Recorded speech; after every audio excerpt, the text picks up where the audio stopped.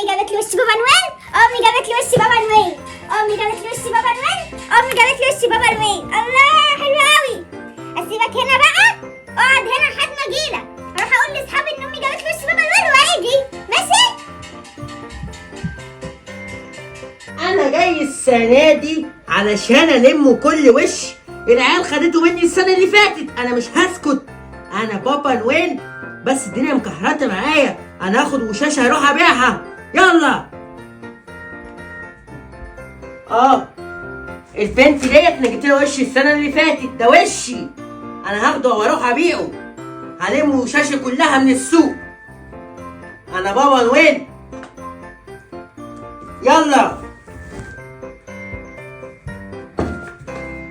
بس مفيش حد شايفني، انا بابا نويل. انا هروح بقى اخد الوش بتاعي. ايه ده؟ الوش بتاعي فين؟ الوش بتاعي كان هنا، راح فين؟ اكيد فؤاد خده. هو فؤاد على طول كل ما اجيب حاجه ياخدها لما اشوفه.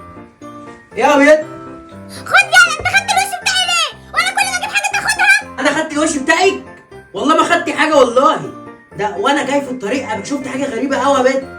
لقيت بابا مش شبه بابا نويل ده ولا ايه؟ واحد لابس احمر في احمر وعمال يقول انا بابا نويل وماسك بطاقه حمراء وبيقول انا هلم الوشاش بتاعتي كلها من الناس كلها اللي من السنه اللي فاتت. انا مش فاهم اي حاجه. ايه ده؟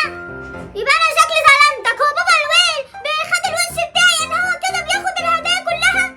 طب هو ليه بيعمل كده يا فؤاد؟ مش عارف يا بنت، مش عارف. بس بصراحه يعني الناس كلها دلوقتي بقت بتعمل كده. الدنيا اكيد مكحرته معايا، ما انا برضه الدنيا مكحرته معايا. لو كنت لقيته كنت خدته انا كمان عادي يعني.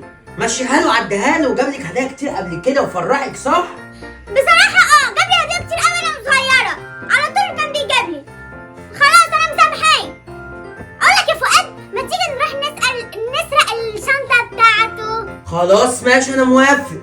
تعالي ونروح نسرق الشنطه بتاعته ونشوف فيها ايه. انا حاسه هلاقي فيها حاجات كتير قوي. ممكن يكون فيها فلوس وذهب وكده ولا ايه يا بنت؟ يلا قومي. لا يا عم، روح انت اسرقها وانا هداري عليك هنا في البيت استناك. ماشي؟ ماشي يا ست، حاضر عينيا الاتنين. انا اصلا كنت حرام يا بنت فاكره. هروح انا اخلص واجي. جدع يا فؤاد، جدع، هجيب لنا حقنا. يس. هنام بقى انا عقبال ما هو ما يجي.